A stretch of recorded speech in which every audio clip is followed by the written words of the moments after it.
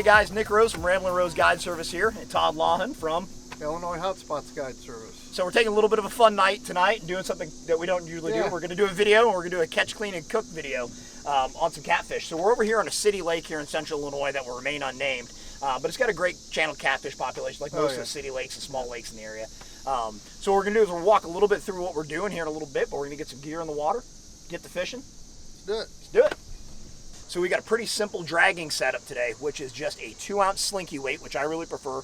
I've got it slid directly to the line when we're running 30-pound monofilament for our main line, coming down to a big barrel swivel, a loop knot to our leader, which is 25-pound fluorocarbon, which then goes down to our float, which Mark Hogan from Hoagie Baits makes these for us. And it's got a great rattle in it.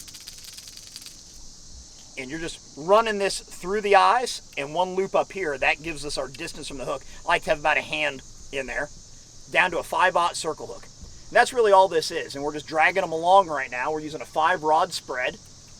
And we're dragging them along right now. We're going about 0.7, trying to get some more aggressive fish to hit. And now we're just waiting for the bite. But that's the basic setup that we're using every day.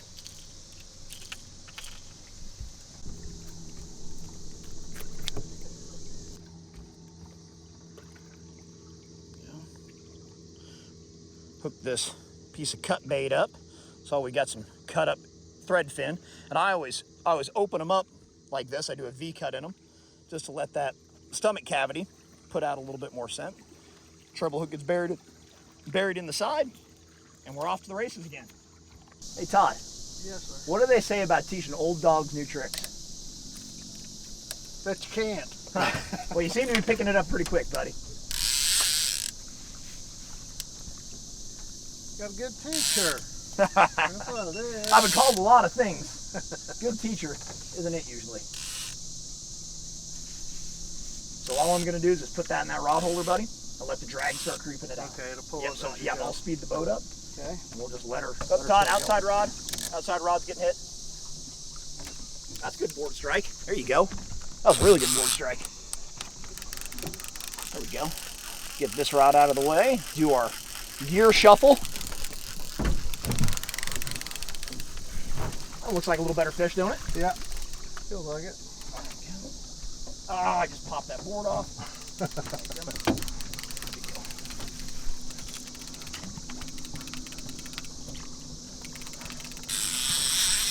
Let me get this one out of your way. Since I popped the board.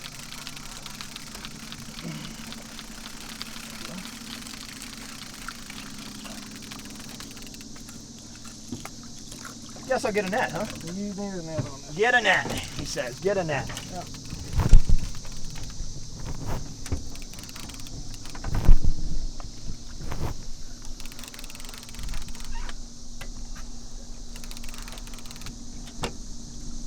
Hey, buddy. That looks like a little better fish. He's, you know, so obviously you're still fighting the board some because he's got that board buried. But usually they're pretty good fish if they can get that board down like that. See what we got. So I'll let you run that fish over here as much as you can. Let me go over your head. Yep. Right there, buddy. Ooh. Ooh. I think that one's going to work real well. I think that's one you want. There you go. I think that's one you want. Buddy. Nice. Hey. Nice job, dude. That one hit that board a little more violently.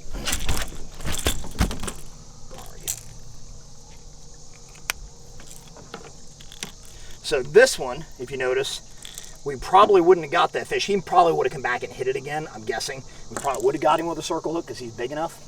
But the stinger hook got him really good. So if we look down in here, he gulleted that without getting in the gills, which is awesome. And I think we're going to clean one of these bigger fish tonight. So I think we're going to do something a little special with those in the kitchen tomorrow. But we don't need to kill a bunch of big fish, but we'll kill one tonight. There we go. Nice. There we go. It's up here. We've got all kinds of stuff going on, don't we? There you go. There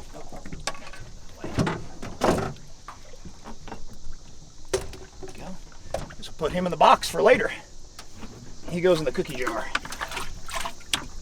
So how do you know how big a spread you want to have when you're letting out out your planer boards? How do you know how far out? How wide we're running? Yeah. How do you know So- how far to set them? It's like everything else is personal preference, right? But tonight we're fishing. We can spread the stuff way out because we're kind of out in the middle of the lake right now, right? We're kind of connecting points, right? The mouths of coves, and a lot of these fish are on the drops of these mouths of these coves. But if we're fishing tighter, like when we came up through that one side, you know, I had that stuff in really, really close to the boat because I just didn't want to get hung up in the wood. So out here, there's not a whole lot of stuff to get hung up on, and we've got 10 feet of water. So, you know, we just want to spread stuff out as much as we can. And what we're looking for is we're just looking for big pods of bait. Anywhere that we're seeing bait on the surface and mid-water column right now, there's going to be fish down below it. It seems like every time we go through one of these big bait balls, that's when we get hit every time. So. There you go.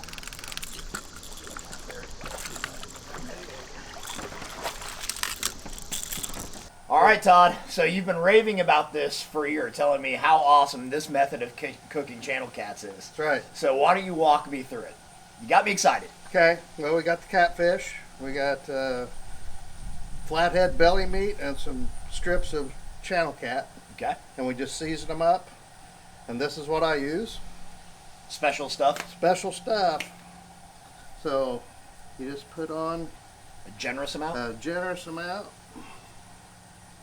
on these.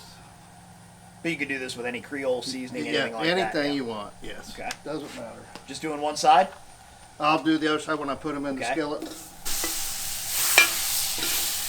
little hot, but it can still work. Then you just start So it's just going straight in the butter. straight in the butter. I've never seen this. Seasoning side down, Okay. and then I'll season the other side.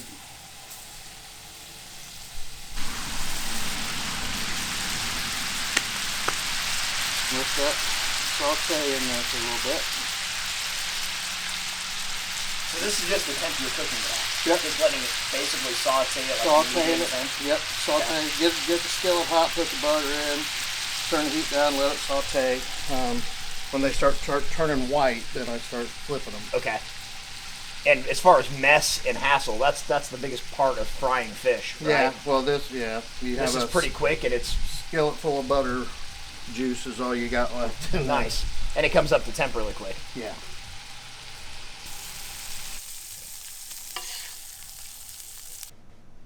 So this is the catfish fillets, channel cat fillets. This is the flathead belly meat, cooked in the butter and the special seasoning.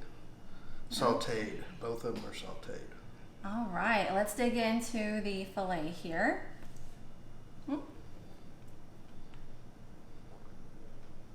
That's really good. I like the flakiness and the seasoning on that fillet. It'll be good on bed of rice or. That would be really good for fish tacos as well. Mm-hmm. Yep.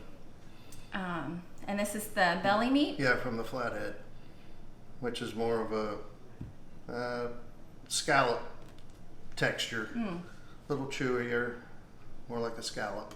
That is really good as well. The chewy texture will go great with like a Cajun Alfredo pasta. Oh yeah, yeah, that So would it be real won't, good in because that. that will hold up and it won't crumble. Right.